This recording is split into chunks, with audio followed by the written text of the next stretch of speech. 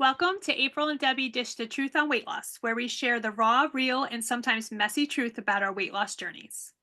I am Debbie, a weight loss coach who has lost 100 pounds and have been living in maintenance for 4 years.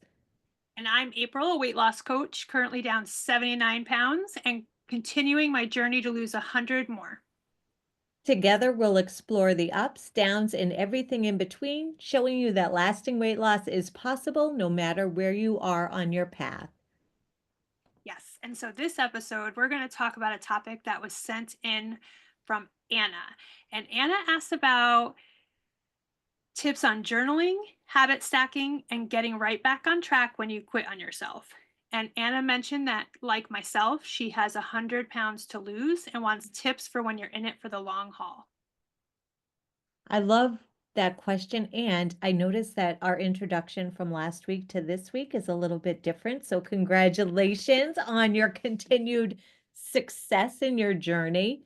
Thank you. I appreciate that. Yes. So hopefully at the beginning of each month, it'll kind of be ticking the number. So I lost 5 pounds in January. So I'm very excited for that. Thank you. So cool. And it's so important. I know before we got on the call, we celebrated that too. And it's so important to celebrate those milestones because they're just such huge wins on your way to Absolutely. Thank you. And I think it's fitting to have that come up with Anna's question. yes. So I'm excited to get into that. And I would like to hear from you, Debbie, because you've lost 100 pounds and Yes. you've kept it off in terms of the habit stacking. Do you have tips for Anna and everybody who's listening for that? So, I didn't realize when I was like learning how to habit stack that there was a term for it. And, there are so many people who like making your plan. I don't have time for that. But think about the times when you're sitting having your coffee in the morning. I know every morning when I get up, I turn on the news and I have my coffee and I play Wordle and scroll Facebook or whatever. You can do that and then add in your planning and assessing, while you're having your coffee. So I just try to find, if I'm out for a walk, I listen to a podcast that's going to help support my journey. And I bring the water with me because, when I'm walking, I get hot and I can have the water. So, you Yeah. can find little ways to do things along the way. And sometimes you don't even realize that you're doing it, that it just when you take a moment to notice the Yeah, it thing. starts to turn into just like brushing your teeth. Like you're going to do it. You get up in the Yeah. morning, brush your teeth. I do think too that the habit stacking, I think, comes into play as well. Like when there's all these tips that you can do, but there's also an intention. I think that's part of the habit stacking is starting with the intention that you want to do something, if that makes sense. So, like when I was changing into a morning person, starting to wake up at 5 a.m. to do my walk, um, the first habit was when I woke up, I asked myself, am I willing to get up out of bed and do this because I know I'm not going to want to do it when I get home? That's really the first, in my opinion, the first step in the habit stacking is the intention of asking yourself, is this something I want to do for myself today? Am I willing to do it? And now I'm at the point where I get up and I even have breakfast before I go to work. And you are so right about the intention though, because it's setting your mind up for that. Like I Yeah. am a messy girl and I like to walk around, or I did. I've been practicing something. So I like to walk around my house brushing my teeth because I feel like I can be so, well, I guess habit stacking, brushing my teeth, and I can go pick up my clothes. I can do whatever. And I can also leave a trail of toothpaste all over the house and um, on the walls, the floor, and I don't notice it. And Kevin is like, "Did you see this?" So for the past month and a half, I have been working on standing in one place to brush my teeth. And It sounds so, I mean, these are the things that we don't realize that we do that we can improve a little bit on. Oh, sure. But I Yeah. have been intentional about standing at the sink to brush my teeth, but I can also squat while I'm there because I'm standing in one spot and my mind is focused on. So, you know what I mean? So you can do that too, brushing your teeth, do squats, or, you can find all sorts of little things to be intentional about the stacking. Yeah, and I would, if Anna's listening, would love to hear or see her post somewhere. What habit is she looking to incorporate? Because I feel if we had a detailed habit that somebody's trying to achieve, then we could think of ways about that. Like I know that um I bring containers home from work and I tend to put them in the sink without lifting the lid, and Kevin will ask me to open the container at least before I put it in the sink so it doesn't stink when he opens it. That's a fair request, right? I just don't think about it. But now I just again I had the intention and I told myself like when you put the dishes in the sink tonight, remember to take the lids off.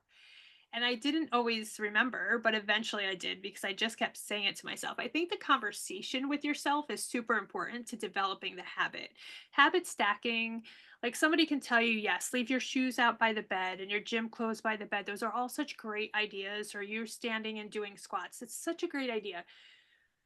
But without the conversation that you had with yourself, or without the conversation I had with myself that I wanted to get up out of bed or remember to take the lids off the containers for the dishwasher, you have to talk to yourself and ask yourself like why is this important to me and why am I going to figure out a way to fit it into my day, like Mm. we talked about. I think it was the last one, the last podcast about going to bed at, I try to be in bed between 8:30 and 9 now, and I set an alarm on my phone.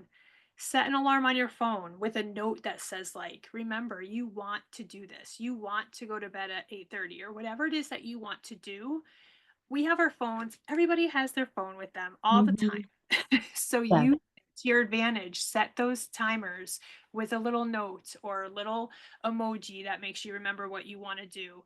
And I think that's super helpful. And getting a partner or an accountability partner. I know you mentioned that in another podcast, having somebody to check in with.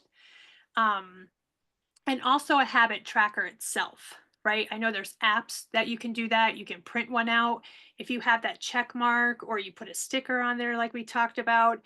um which reminds me, stickers. Yes. I was just gonna say, you gotta show us your stickers. Yes. So we're going to get back to Anna's thing, but this is kind of also going to talk about, she had asked about tips about being in it for the long haul. And so with the stickers, if you had listened to the other podcast when I talked about how much, well, Debbie and I both love stickers, and I had talked about that I was creating a frame with a picture frame, and I'm putting stickers that I have found that I like for each pound that I lose. And so here it is. So if anybody's listening audio, it'll show up on YouTube if you ever go on YouTube. But there's flowers and butterflies and sun and just all these things that I love. And so that's going to be my picture frame of 100 pounds. And then I'll start a new picture frame for the next 100 pounds. And it's just such a great visual. And again, making it fun. If you're looking to develop a new habit, try to find a way to make it fun.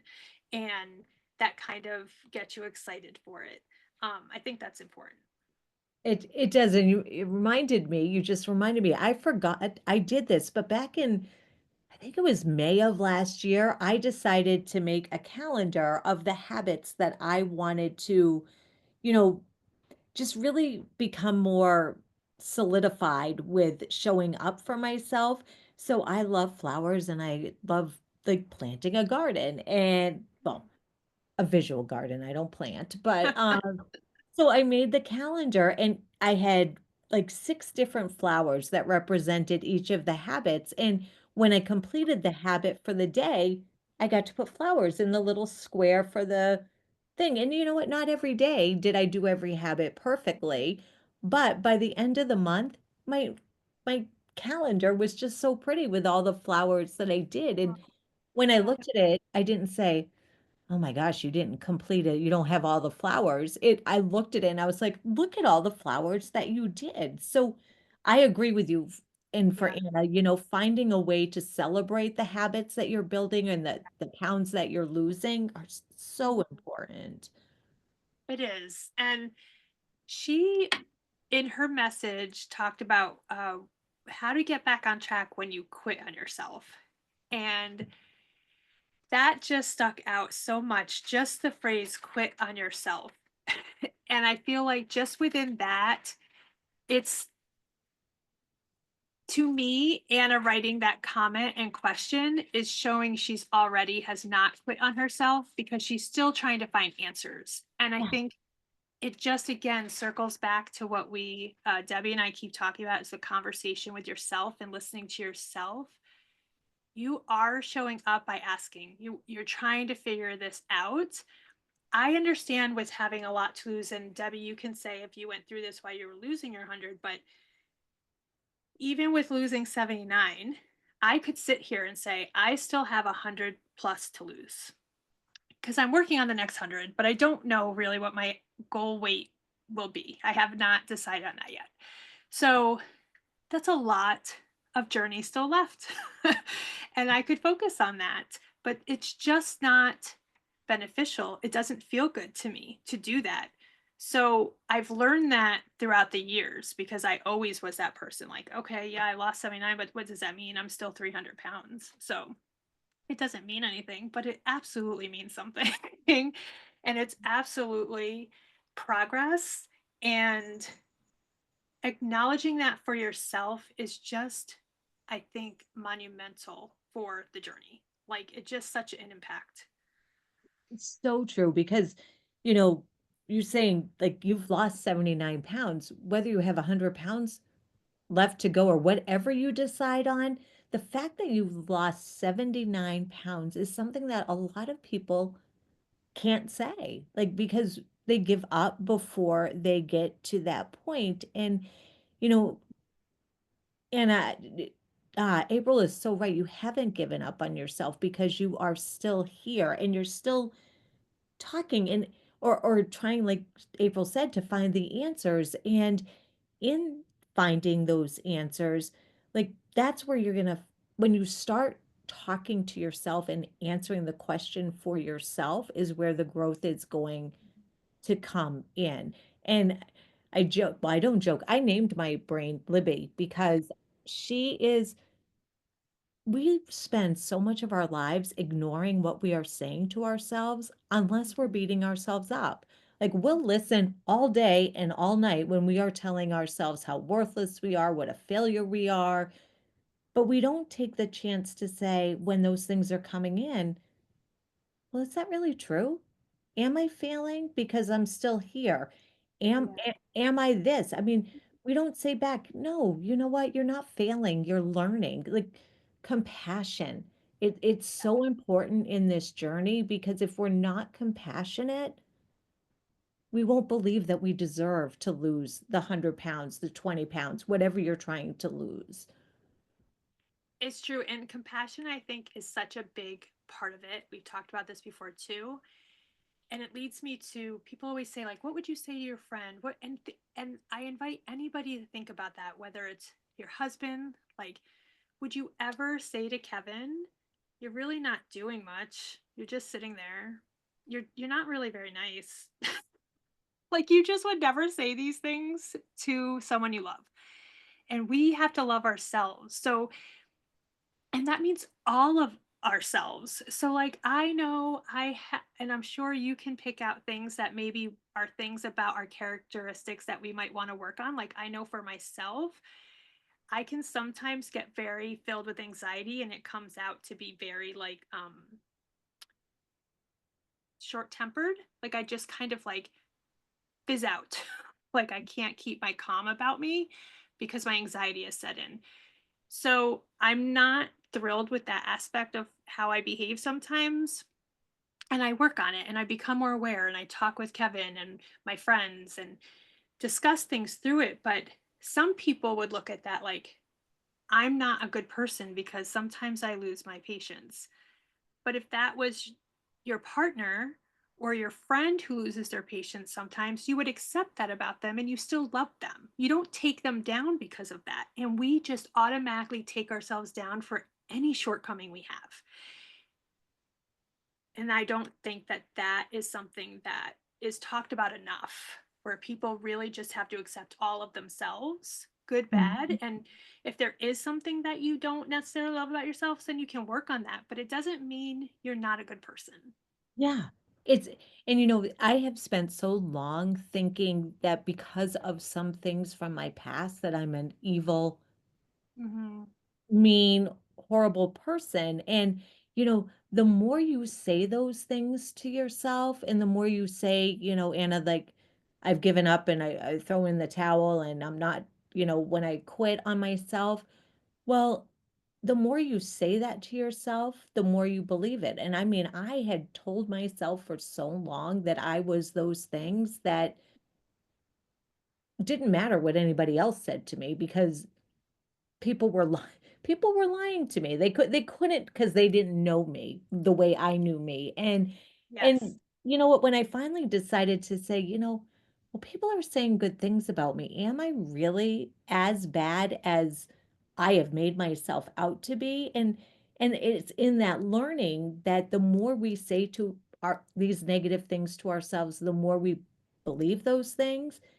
So Hmm. it also means the more that we are kinder to ourselves and the more we are compassionate to ourselves, the more we'll start to believe that. Yes. And unless you're like in a closet by yourself every day and have no job, then there's something that people like about you. Right? You Yeah. have a husband, there's friends, or somebody has a partner, or you have a job, they hired you because you do a good job or you bring something to the table. Like when people say they don't know the real me, what I would like to know what that means necessarily. Like I know I just confessed my and I know you've talked about very personal things with your drinking before, but that doesn't make you that's not the only thing about you. And you are actively always working on yourself, but that also leads me to the question that Anna brought up about journaling, which I think is super powerful. And I am not a journaler by nature. Excuse me. Um, I don't know if I think you know this. I really struggle with journaling. It's never been like my first go-to to do. Um, However, I think there's more than one way to journal. I think, especially for me, and I think Debbie can talk about this too, is when I always hear about journaling, I always just think like, oh, it's something you have to do every day. You have to write about what you're feeling and all this stuff. And it just was like, I don't want that. I don't want to do that. Yeah. So throughout my journey, I've only really just started journaling, I think. But for me, I found my way that I enjoy doing it is future self letters to myself. And I just started doing that because I went through the holidays of really using food to deal with the loss of my mom. And I did not lose any weight last year. I maintained and I ended up gaining 10 pounds during the holidays, but I had lost the, 10 at the beginning of the year. So that's why it balanced out. But gaining 10 pounds over the holidays and using food to deal with emotions, I came out of the holidays just, I knew that wasn't what I wanted next year. Mm.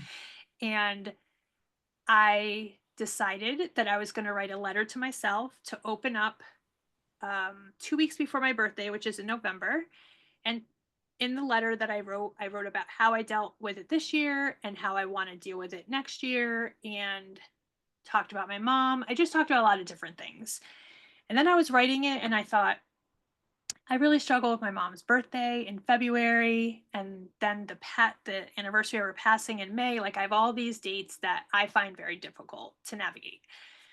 So I also wrote a letter for her birthday coming up this month that I'll be opening.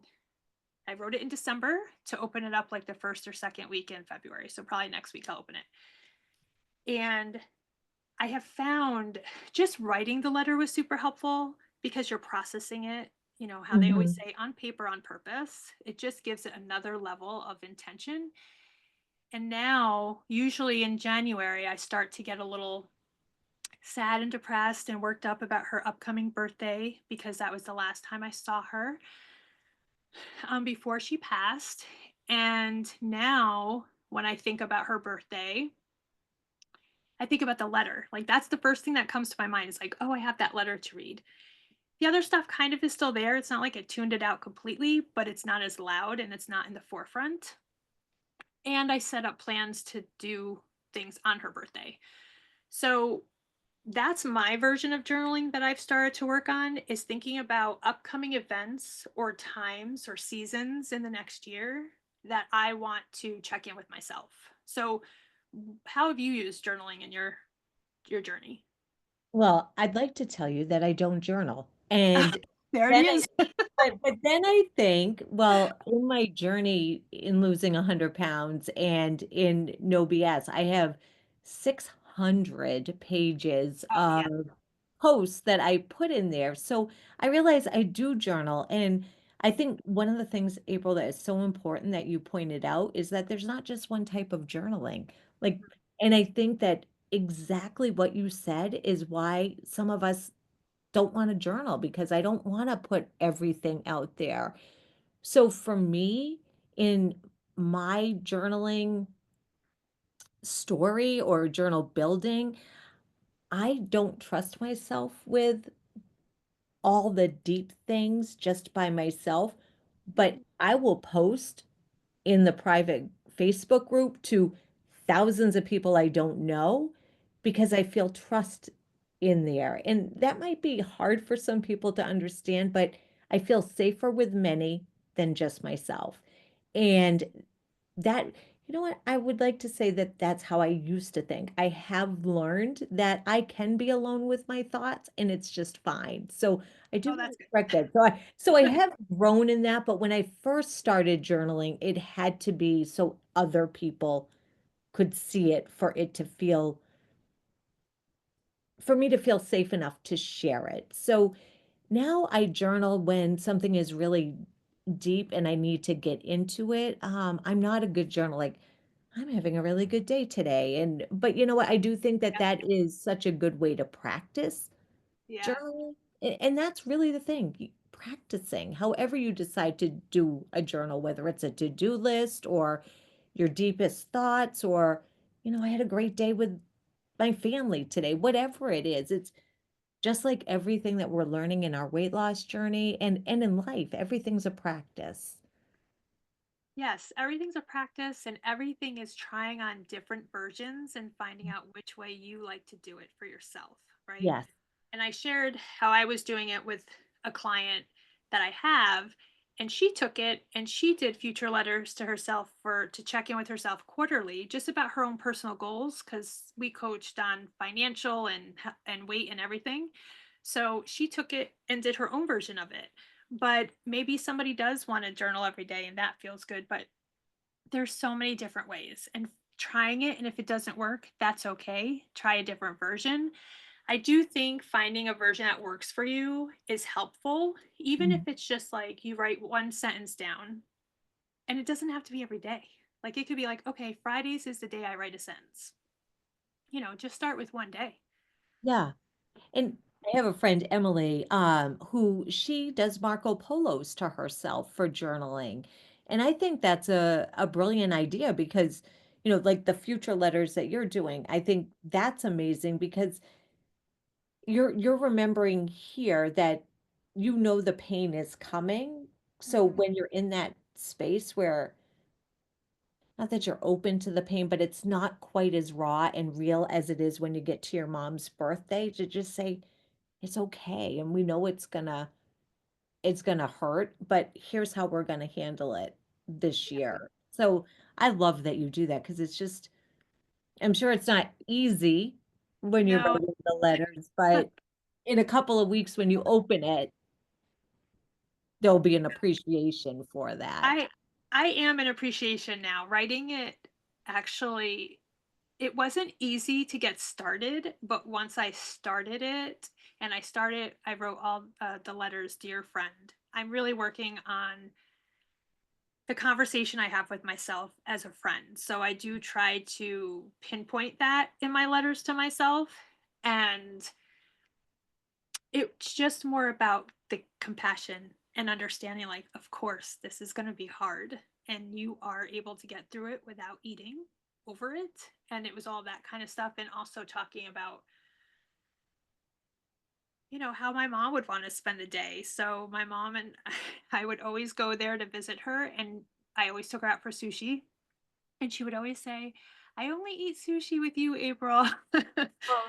So I asked my husband for dinner that night, "Can we go out for sushi? And then we're gonna go home and we're gonna pick out gardening seeds because we actually do garden. We like to garden together, vegetables and flowers and stuff. So we're gonna." And my mom loved to garden. That was a big thing. So I know it would make her happy to see our garden that we've created. And so that's what we're gonna do on her birthday. And you know what this past Easter, I had a pretty large binge on some movie theater popcorn. Mhm. I discovered that you can go to a movie theater and just buy popcorn and bring it home and eat it. Oh, And okay. yeah, and I learned through coaching that I was really buffering because I missed my parents. Easter was, and I missed my family as we were as kids. And, Easter was such a big holiday. And so instead of addressing and acknowledging that, I solved with food. So I love that your example that, when Easter is coming this year, I can be more aware and how do I want to show up and support myself through that. Yeah, and I think that's a great example too, Debbie, that you talked about because we talk about compassion. And I think the fact that you realized what you had done and how you took care of yourself in that moment, because you still took care of yourself in that moment. You may choose not to want to do that next Easter Mm. and not use the popcorn, but it was still okay that that's how you managed that day. But Yeah. afterwards, you reflected and had a conversation with yourself, and you're like, okay, maybe next time, maybe next Easter, I'll do something else to navigate that differently, right? Yeah, and like the letter that you wrote, like you said, is your version of journaling. And so Anna, there's so many, if you feel like you aren't getting into the habit of journaling, try, like April said, try different ways because I mean, when you make your 24-hour plan each day, that's journaling. That's your to-do list, and that is a form of journaling. So, find all the ways that you are doing it to embrace, and then find the ways that you want to improve or try different things and, try them. Try them, absolutely. And also tell yourself that a habit doesn't mean you have to do it every day. There's no pressure of how often you have to journal, right? So if you want to eventually journal every day, that's a great goal to have. But in the beginning, I would say, okay, I want to journal one day this week. And if you do, then that's the habit, not to put, I think we always try to shoot for like the ultimate, I want to do this every day and this every day and this every day. And it's just an exhausting adventure that way, It, it you is, know? and if you haven't been doing it every day, Yeah. you're not going to just start doing it every day. So you're already setting yourself up for feeling like you're not following through. So Yeah. this week, this week, decide to journal 3 days. Decide to make a food plan 3 days. And remind yourself when those thoughts of I'm quitting on myself come in, say, I hear you. And I know that that is what you think. But look at these 3 days of journaling. Look at these food plans I've made. Look at the fact that I reached out and had a question for April and Debbie. Like these are all examples of how you're not quitting on yourself. So having those reminders is as hard as they are to remember when you're feeling like you're not doing anything, remember you are. And an accountability partner is going to remind you too when you don't see it. I think, and again, it's we're not with Anna to ask her directly, but I can only speak on my own experience. And having to lose 200 pounds plus ahead of me and not losing any weight throughout last year, or thinking I've been over 300 pounds since my 20s and I'm now 49. I feel like we as people who have a large amount of weight to lose can often feel like if I don't accomplish something every week, I'm failing and I'm not Mhm. doing anything, or I'm not doing it right, or I'm not doing enough, or just there's so many thoughts that can come in. And it kind of goes back, bless you. You. It kind of goes back to what we've talked about before, too, that finding a way to build that relationship with yourself now and appreciating who you are now. Mhm. Because I still do weigh 300. That's why it's probably more than 100 that I want to lose, but I don't know that yet. But at least 100 more. It's I could still very much feel inadequate or less than, because I am still a 300-pound woman that people might look at me and think she's not trying. She's still eating too much. She should be moving more. All these things that I'm thinking that they might be thinking. But if I really look at myself and know what I'm doing and just listen to my own story and my own voice of what I know I'm doing, that's very empowering. And to love yourself now and embrace life, just because the months and days are coming regardless, right? The Easter's going to come, Thanksgiving's going to come, all these holidays are going to come, summer's going to come, life is going to come. Yeah. So nothing's going to be different other than the way you are showing up for yourself and finding power in that, right? I hope I'm explaining it well, but maybe you can. I think you're explaining it perfectly. I mean, the more that we learned that we are worth loving and worth supporting right in this moment now, and the more that we learn to be compassionate and loving and kind to ourselves, because whether the effort is small or large every day, there is an effort. And sometimes you don't may not see the steps that you're taking, but you're taking them. Whether you acknowledge them or not, you're moving forward. And that's your power, how you choose to move forward. Absolutely. Yes. And showing up every day and just trying and just knowing that you're more than just that weight loss journey. Like Mhm. that's you really have to